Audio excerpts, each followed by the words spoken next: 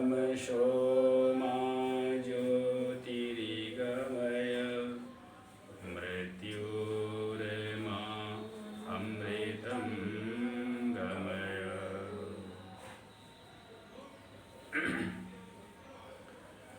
बैठे बैठे ही हम सबसे पहले मेरुदंड को और सीधा करने के लिए ताड़ासन करते हैं। आज हम सूक्ष्म व्यायाम कराएंगे और प्राणायाम कराएंगे।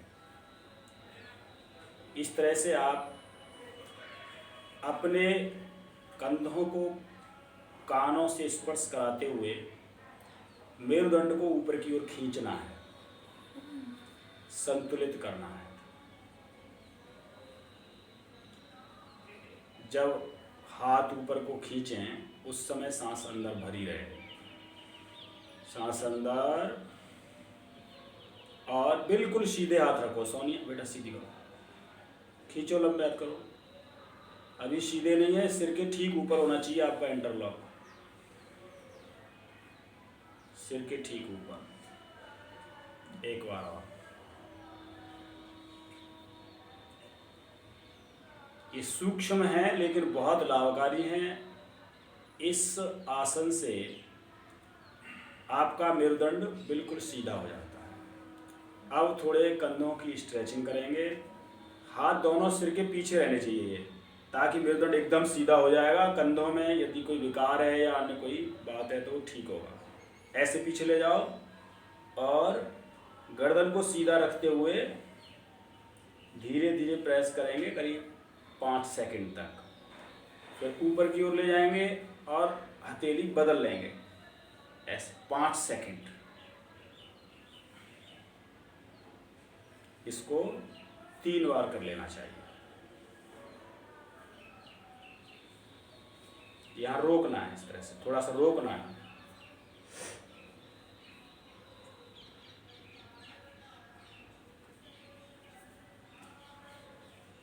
इससे आपके स्पॉन्डिलाइटिस का इलाज भी होता है, फिजिकल एक्सरसाइज है। और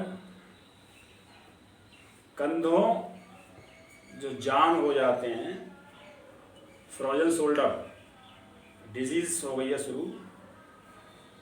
होता क्या है, हम जो बहुत सारी चीज़ें खा रहे हैं, प्रदूषित अन्न, प्रदूषित वायु, प्रदूषित जल, तो उससे जमाव शुरू हो जाते हैं और वो जमाव जॉइंट्स को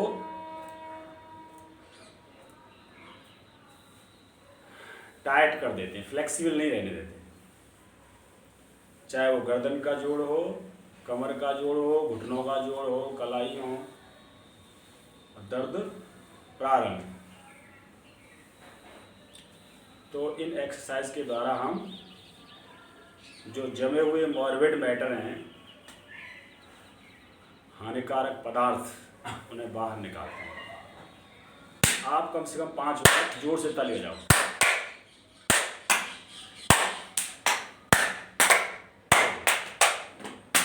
चलिए, एक बार ओम बोलेंगे और प्राणायाम प्रारंभ।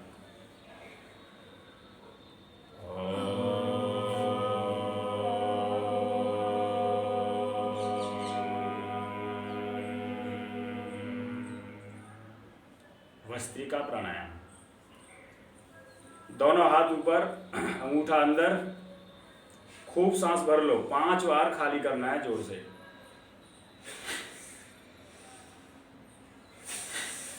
कर।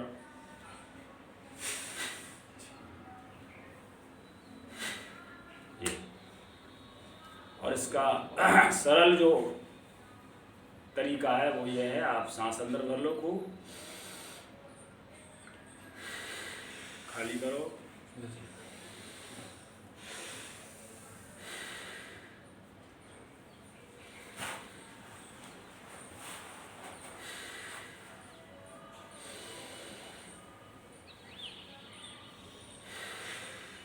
इस तरह से। भस्त्रिका प्राणायाम हो गया। आराम करने के लिए एक बार फिर ओम का जप।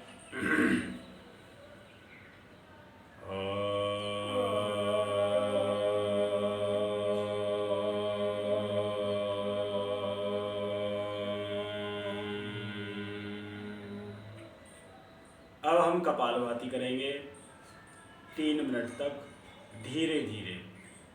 सब जानते हैं नाभि क्षेत्र से पेट को संकोच करके और दोनों नोस्ट्रिल से सांस को बाहर फेंकना है। यह एक प्रकार की यौगिक क्रिया है जिससे हम दूषित वायु को बाहर फेंकते हैं और ज़्यादा से ज़्यादा वायु ग्रहण करके पूरे शरीर को शुद्ध करते हैं।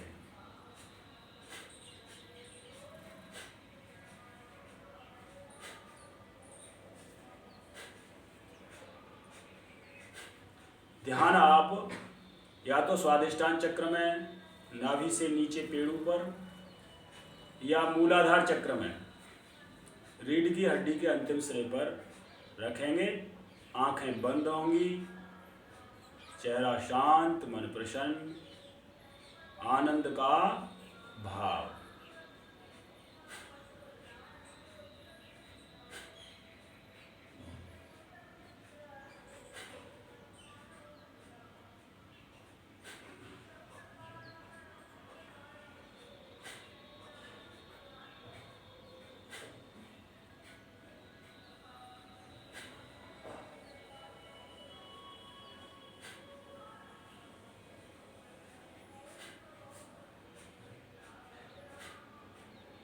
बांसुरी लगा दो या कोई गीत लगा दो छोटा सा।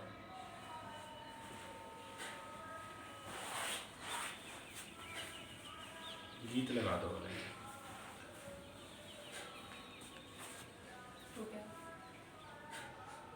तू प्यार का सागर है।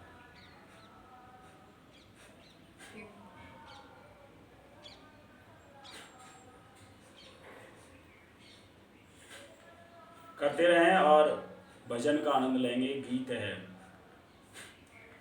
तू प्यार का सागर है। परमात्मा प्रेम का सागर है।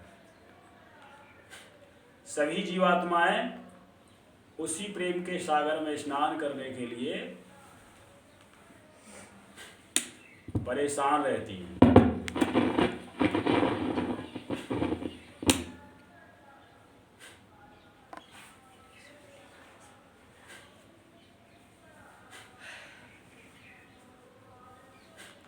वही प्राणों का प्राण है। स एव प्राणस्य प्राण।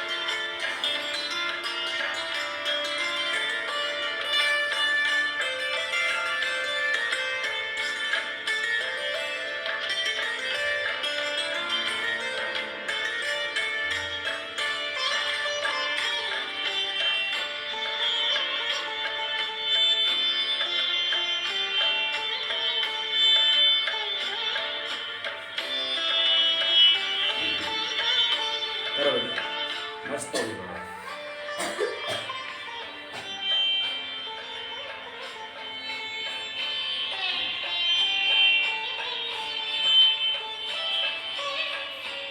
जब तक तेरी मस्ती है और तभी तक तेरी हस्ती है।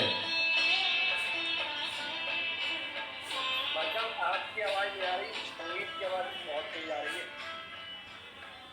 मेरी आवाज करा होगा। मेरी आवाज क्यों नहीं आ रही है? अब बढ़िए तो आ गई क्या? हाँ ठीक है ठीक है। मैंने अभी ये कहा है जब तक तेरी मस्ती है और तब तक तेरी हस्ती है, नहीं तो ये फिर कंगाल, ये दुनिया कंगालों की बस्ती है।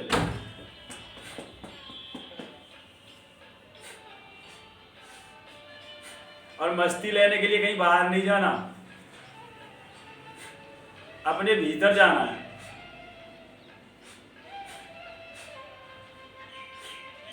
यदि हम अपनी शरीर इंद्रियां आत्मा, शरीर इंद्रिय बुद्धि मन चित्त अहंकार से परे आत्मा तक पहुंच जाते हैं तो हम मस्ती का सागर है, प्रेम का सागर है। विष्णु भगवान उसी को क्षीर सागर में, उसी क्षीर सागर में रहते हैं। विष्णु दृढ़ता, स्थिरता, और विज्ञान में समझो तो न्यूट्रॉन, केवल परमाणु में इलेक्ट्रॉन प्रोटॉन चक्कर लगाते हैं, न्यूट्रॉन स्थिर रहता है, वही विष्णु है। वही आत्मा हम सबके भीतर है, सनातन सत्य चैतन्य और आनंद स्वरूप। मनुष्य जीवन का परम धर्म उस आत्मा तक पहुंचना, नहीं तो और जन्म लेने पड़ेंगे।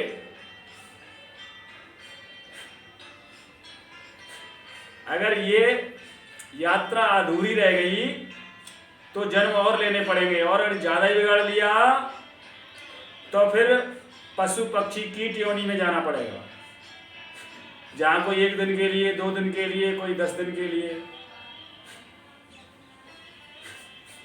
जैसे जैसे कर्म के बीज बोएंगे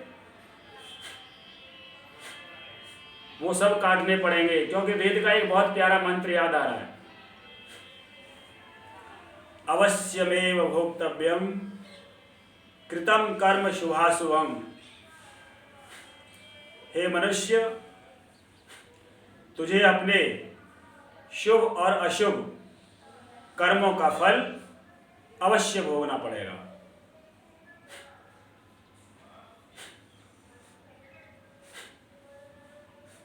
चलिए एक बार ओम बोलेंगे।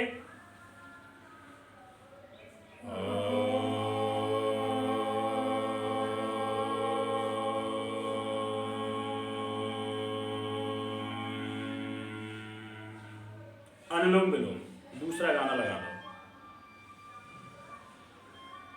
बढ़िया सा भजन लगा दो।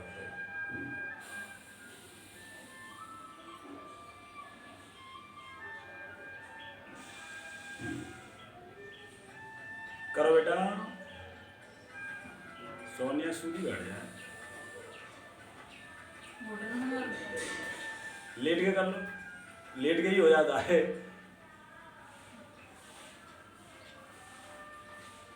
मेरुदंड सीधा हो। यदि कोई बहुत ही ज्यादा परेशानी है, मैं आपको एक बात बता दूं। एक योग साधक बाबा रामदेव के यहाँ हम जाते रहते हैं पहले भी खूब, तो उसको डॉक्टरों ने बता दिया कि तेरी रीढ़ की हड्डी में पानी भर गया है, गलने लग गई है। अब भैया गरीब आदमी था, ऑपरेशन का पैसा नहीं, बाबा ने बता दिया कि तुम अनुलोम विलोम कर लो, शाम को बैठो तो जानती ना है, लेट के कर लो। उसने लेट के अनुलोम विलोम किया तो होता क्या है, रीढ़ की हड्डी गलती नहीं है, वो कमजोर हो जाती है, वहां से गुजरने वाले तंतुओं में विकृति आ जाती है, किसी भी कारण से गल जाएगी तो आदमी जी नहीं पाएगा, इसकी वजह से दर्द होता है और वो होता है रुकावट। अगर हम अनुलोम विलोम प्राणायाम करेंगे तो हमारी इडा पिंगला सुषुम्ना जो मुख्य नाड़ियां हैं और उनकी सहयोगी नाड़ियां, उनका शोधन हो जाता है, पवित्र हो जाती हैं, यानी कि उनमें आने वाले वात पित्त कफ या अन्य विकार साफ हो जाते हैं। लेकिन उसमें आहार का ध्यान रखना पड़ता है, आहार शुद्ध हो, सात्विक हो, खिचड़ी हो, फलों का रस हो, ताकि वो चीज आराम से पच जाए, हमारे शरीर को ज्यादा मेहनत ना करनी पड़े। रसों का आहार और खिचड़ी बस, अगर ये लेंगे तो जटिल से जटिल रोग प्राणायाम से सही होते हैं।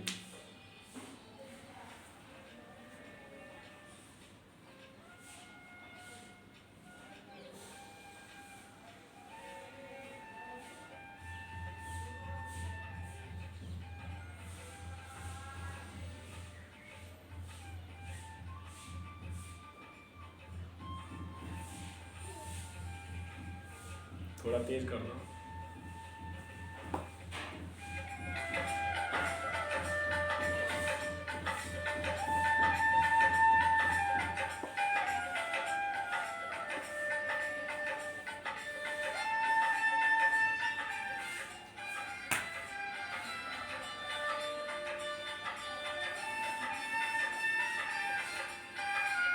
लोग संत महात्मा सन्यासी क्यों होते हैं?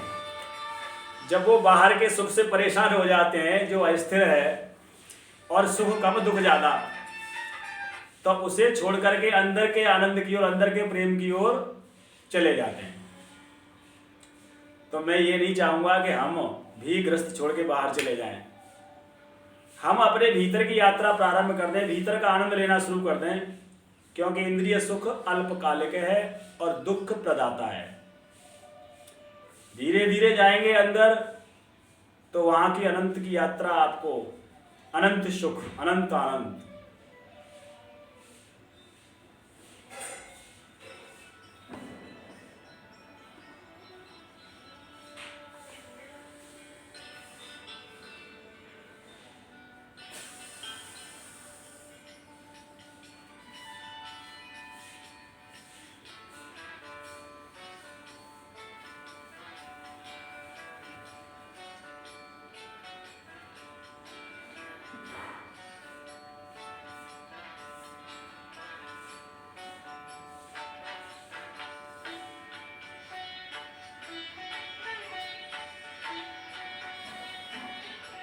और भीतर की यात्रा बड़ी कठिन है, बता दूं आपको।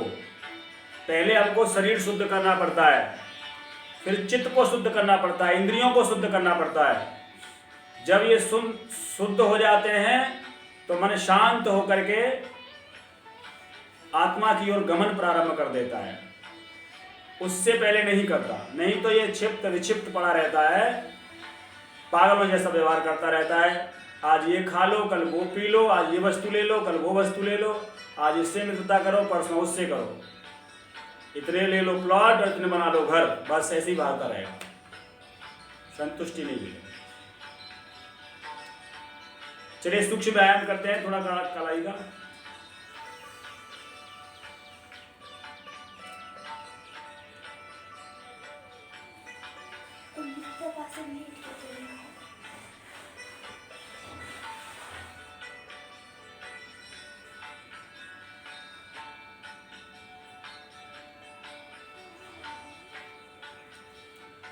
ये आपका उंगलियों को ऐसे पीछे की ओर खींच के दोनों हाथ सीधे रखते हुए, गर्दन का दर्द सही होता है इससे। स्पाइनल पेन एक ये है इसका। बिल्कुल सीधा रखेंगे, उंगलियों को पास पास सटा करके, मेरुदंड को सीधा और उंगलियों को सिर की ओर लाना है।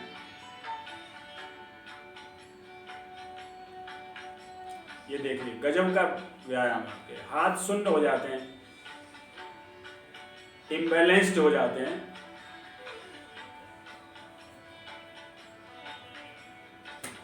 चलिए एक बार ओम।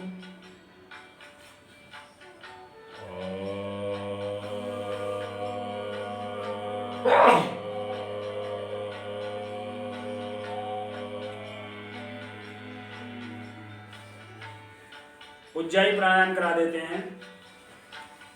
उज्जाई ये वोकल ग्लैंड्स और थायराइड ग्लैंड को संतुलित करने के लिए। पहले सांस को अंदर भरेंगे, पूरा खाली कर देंगे, गले को थोड़ा संकोच करेंगे विंड पाइप को, और सांस अंदर भरेंगे।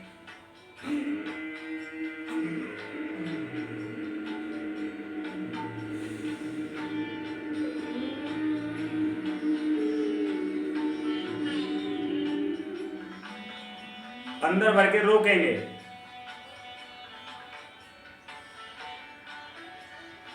और बाएं नोस्ट्रिल से बाहर।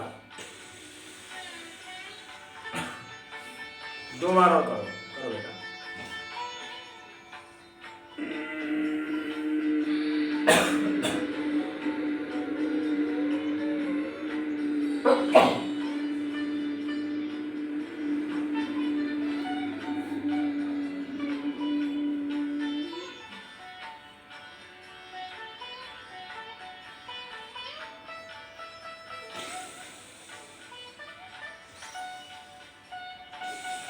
एक बार और, तुम 2-3 दिन उपवास रख लो, ठीक है? सुन लिया? उपवास, व्रत, तभी शुद्ध होगा। मामला अंदर जमा हुआ है बहुत ज्यादा। चलिए दोनों पैर खोलेंगे और उसमें केवल क्या लेना है, खिचड़ी ले लेना बस, या सब्जी खिचड़ी बस, ठीक है? आज से ही नहीं सही हो गया ऐसे। दोनों पैर सामने खोलेंगे और उंगलियों को व्यायाम देंगे। मैंने 9 दिन में केवल 3 दिन व्रत रखा है और 3 दिन में ही मामला साफ हो गया। कुछ लोगों का 9 दिन में हो जाता है, कुछ दिन का 1-2 दिन में ही हो जाता है साफ। तो उपवास रखने से हमारे शरीर में जमे हुए हानिकारक पदार्थ जल जाते हैं, क्योंकि शरीर अपने आप में एक भट्टी की तरह उनको जला करके नष्ट कर देता है। वो नष्ट हुए, रोग खत्म, रोग अपने आप शमन हो जाते हैं। उपवास एक तरह का उपचार है बीमारियों का। चलिए, ये जुकाम होता है, ये बस इसीलिए होता है कि हमारे पास सर्दी गर्मी हो रही है, अंदर मामला गड़बड़ है, कुछ जमा हुआ है। तो जुकाम में भोजन बहुत हल्का लो या लो ही मत।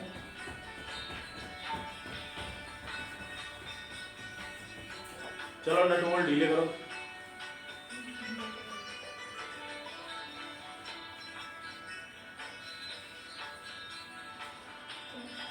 ठीक है, 3 दिन का रखो, कम से कम 3 दिन का। और चाय मत पीना, चीनी तो बिल्कुल ले ही नहीं। सब्जियां लो पतली, फल लो, फल भी मत लो। सब्जियों का रस, सूप, या ज्यादा भूख हो तो थोड़ी खिचड़ी ले लो। दूध बंद करो एकदम, ठीक है? दूध बंद करो, महीना हो गया।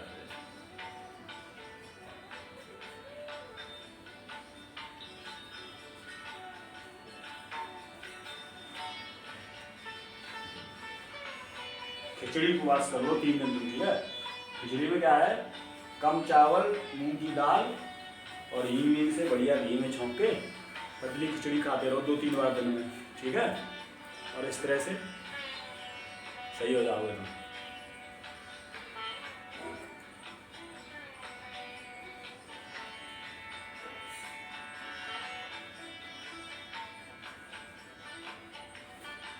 दोनों हाथ पीछे लगा लो। प्रज्ञा कहाँ गई?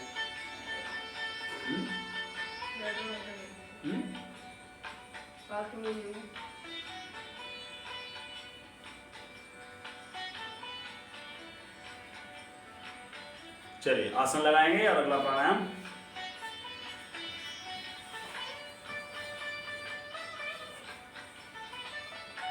देखो मैं कितना हल्का हो गया।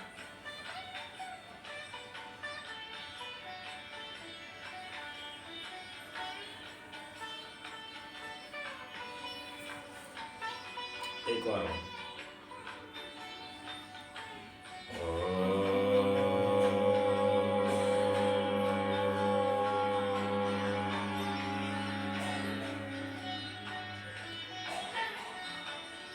भ्रामरी करेंगे।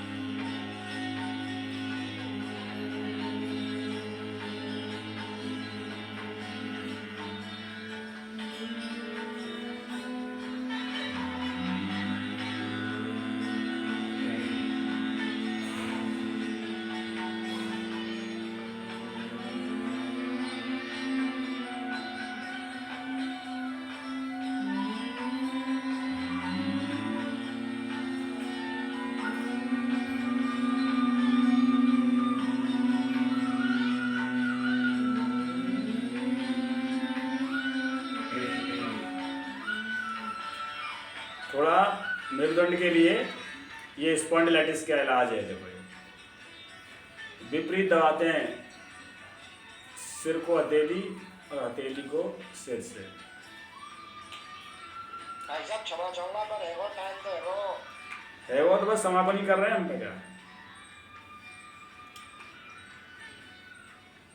कुछ चीजें समझ में आई माधव जी? हाँ बिल्कुल। एक बार ओम बोलेंगे बस समापन की ओर।